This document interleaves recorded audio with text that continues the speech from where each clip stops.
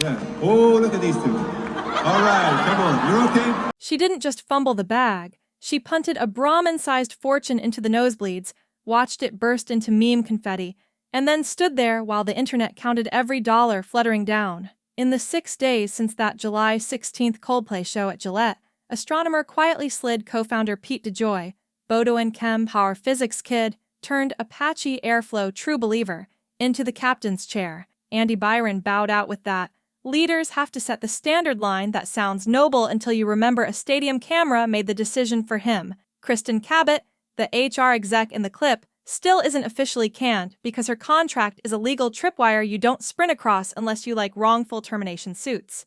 Chris Martin poured kerosene on the moment with, "Either they're having an affair, or they're just very shy," handing TikTok a stitched soundbite on a silver platter. A $1.3 billion unicorn most civilians had never heard of suddenly became the main character for a week, while Deegan's threw roughly $7.7 million on Polymarket, guessing whether Byron would still have a job by Monday. Peak Metrics clocked 30,000 X posts in an hour. Google queries for his name spiked past 2 million. A neighbor in Kennebunk called him disgusting as his wife hunkered down in a $2.4 million seaside place and quietly nuked his last name from her socials. That's not Fallout, that's a crater with a gift shop. And from that crater, the 12-hour Firestorm practically storyboarded itself. One awkward squeeze on a kiss cam, one throwaway Coldplay quip, one TikTok upload from a random fan named Grace who just wanted a cute concert memory. By sunrise, the collective internet had turned into unpaid private investigators, job titles,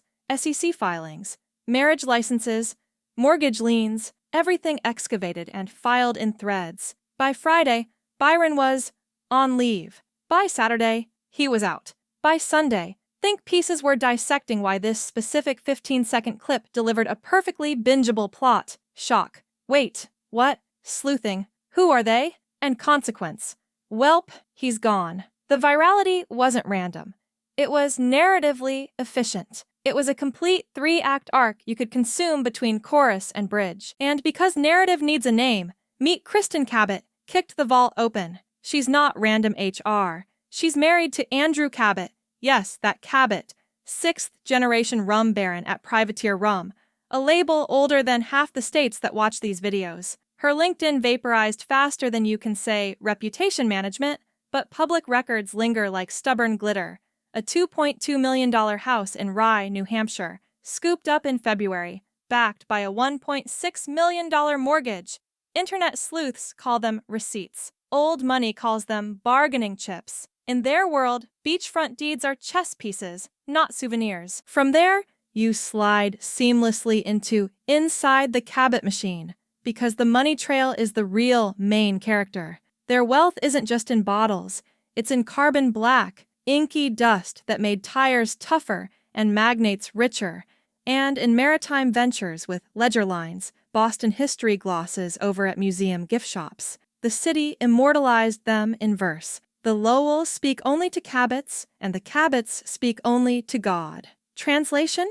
The family creed is silence. Discretion isn't polite, it's policy. Public humiliation isn't a scandal, it's sacrilege. Mistresses behind mahogany doors? Tolerated. A meme under stadium lights? Unforgivable. In the Cabot Handbook, sin is negotiable. Spectacle is not. That's why ironclad prenups and paper shields isn't just a catchy phrase. It's a fortress. She reportedly tied the knot around 2022 to 2023, which means the prenup is still in its honeymoon phase, tested, tightened, and ready for exactly this. Short marriage window, clauses thick as a phone book, payouts that fit in a nice envelope. That gleaming beach house? Likely a paper shield, not a golden parachute. Old money moves assets like chess pieces, not consolation prizes. When a dynasty wants you out, you don't leave with a vault, you leave with luggage. So we ask, pattern or one-off, and slap a bright speculation stamp on the screen. Timeline check. In 2020, while she's still married to husband number 1, she hops onto Privateer Rum's advisory board. By 2022, the divorce papers ink dry. Within a year, she's Mrs. Cabot. Fast forward, new job at Astronomer, new CEO, same blurry boundary lines.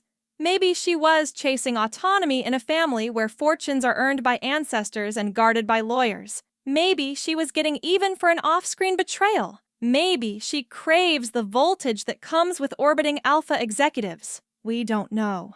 What we do have is a pattern of high-speed life pivots and one Coldplay camera that strapped a rocket to the receipts. And corporate fallout and irony is the case study HR firms are already stuffing into slide decks. Your HR head wrapped up with your CEO?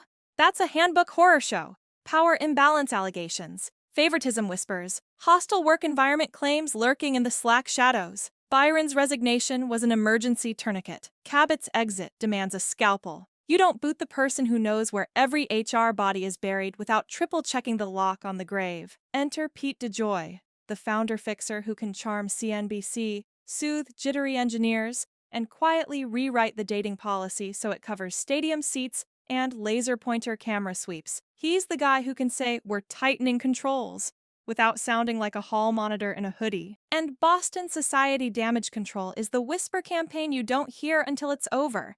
Someone spoon-fed lineage lore and eye-popping inflation math to tabloids. Classic Brahmin jujitsu. If the story must spill, let it spill on your terms. The playbook reads like a Regency novel with NDAs. Isolate the scandal, excise the offender, repaint the facade. Velvet rope infidelity is Tuesday night. Viral humiliation is exile. And that Bean and Cod poem? It's now a meme format. TikTok replaced the gilded frame with Comic Sans captions, because nothing thrills the internet like stripping mystique off blue blood and turning it into punchlines. Then you hit the domino montage, the because of chain reaction. Because of a 15-second jumbotron cut, Astronomer recruiters now run interviews that start with, "So, tell me about your culture." Because of that clip, clients who used to skim the MSA are now reading the morals clause like it's fine print on a prenup. Because of the moment, law firms quietly added public venue PDA lines to workplace romance policies, the infamous stadium clause HR wonks are giggling about on LinkedIn. Because of that spectacle, polymarket traders literally financialized a man's marriage, $7.7 million staked on a resignation. Because of the blast, Privateer Rum, Ask Your Dad, not your Duolingo spamming cousin, caught a PR haymaker they didn't budget for in Q3, and because of all this, Kristin Cabot has 3 doors in front of her. Door A, the TikTok confessional arc, how I bagged 2 CEOs and lost a dynasty. Door B, the ghost-written tell-all and docuseries deal, think Netflix drones over New Hampshire cliffs. Door C, the NDA-steeped fade-out into therapy, trust rewrites, and Pilates with the other exiles. All 3 doors hinge on the same axis, attention. Once it's on you, you either monetize it or it crushes you. Sometimes both, which drops us, gasping, into the only question left. In 2025, what's actually scarce? Cash, clout, or discretion? The Cabots spent a century hoarding the last one like dragon gold. A single Coldplay chorus cracked the vault. Legacy can survive cheating. It rarely survives trending. Money can patch reputations. It can't rewind a kiss cam. Clout can buy you headlines. It also rents you enemies. And before you click off, don't kid yourself. This wasn't the only untouchable crest face planting this summer. Another blue blood tried to repackage scandal as charity chic, spraying perfume on panic and hoping no one smelled the flop sweat. Spoiler, the internet has a nose like a bloodhound. But that's for the next upload, because this saga didn't end at yellow. It just modulated into a darker key, and the bridge is still building.